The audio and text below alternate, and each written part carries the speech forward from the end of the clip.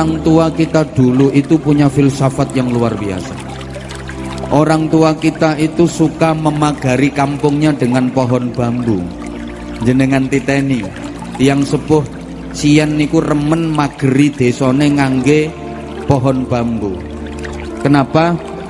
Karena di dalam pohon bambu, di dalam rumpun bambu itu tersimpan 3 kekuatan sejarah secara berjamaah yang bersatu dalam komposisi. Dalam rumpun bambu itu ada bambu tua, ada bambu dewasa, ada bambu muda. Bambu tua namanya tunggak, bambu dewasa namanya pring, bambu muda namanya bung.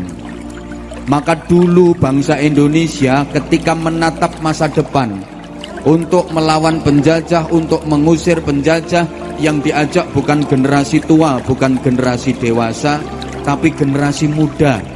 Yang diseru bukan tunggak, bukan pring, tapi bung. Makanya ada lagunya, mari bung rebut kembali.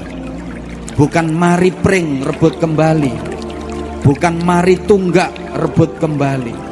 Ini satu filosofi yang luar biasa. Maka pada masa pergerakan, bangsa kita itu kaya dengan bung-bung bangsa.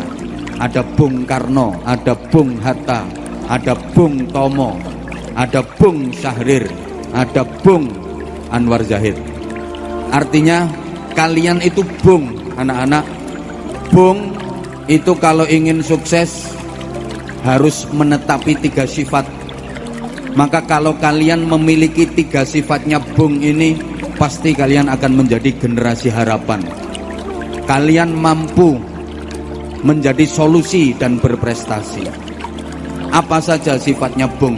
Pertama, bung itu jejeg tur lancip, tegak dan runcing. Bung itu pasti tegak dan runcing. Kalau ada bung yang tumpul dan bengkong, itu bukan bung harapan tapi bung ancaman. Kalian sebagai generasi muda harus tegak dan runcing, idealis dan kritis, punya cita-cita yang hebat, dan jangan pernah merasa puas dengan pencapaian. Jangan pernah merasa puas dengan hasil yang diraih. Yang kedua, bung itu sifatnya selalu ingin melampaui siapa saja.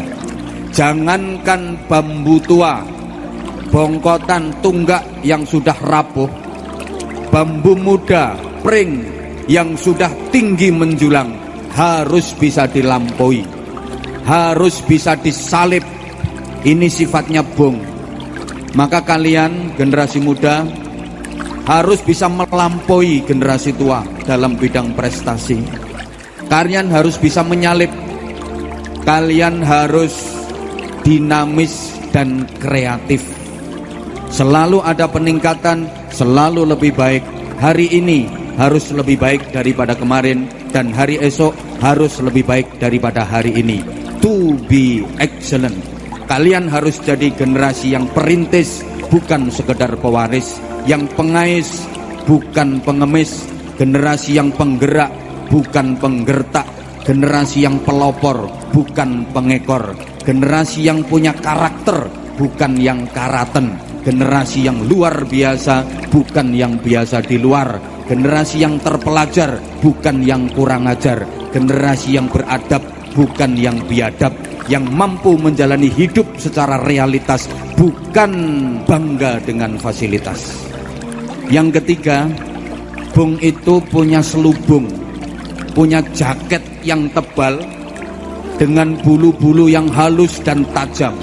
Bung niku nggak ada selubung, jaket, kandel, dan bulu-bulu halus yang sangat tajam. Ini artinya apa? Pemuda-pemudi harus eksklusif, protektif.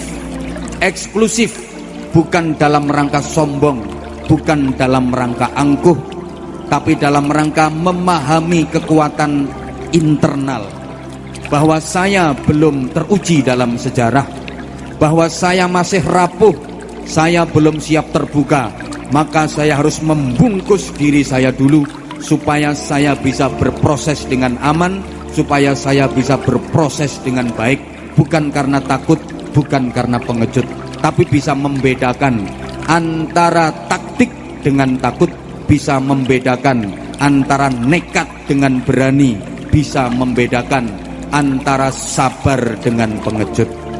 Bung itu kalau pengen tumbuhnya subur, pupuk terbaiknya adalah tunggak. Bambu-bambu tua itu adalah pupuk terbaik bagi bung agar dia bisa tumbuh subur, menjulang tinggi, melampaui generasi-generasi sebelumnya. Maka jangan pernah meninggalkan sesepuh. Datangi orang-orang tua, datangi para sesepuh, terus berguru menambah ilmu, menimba ilmu dan pengalaman dari beliau-beliau.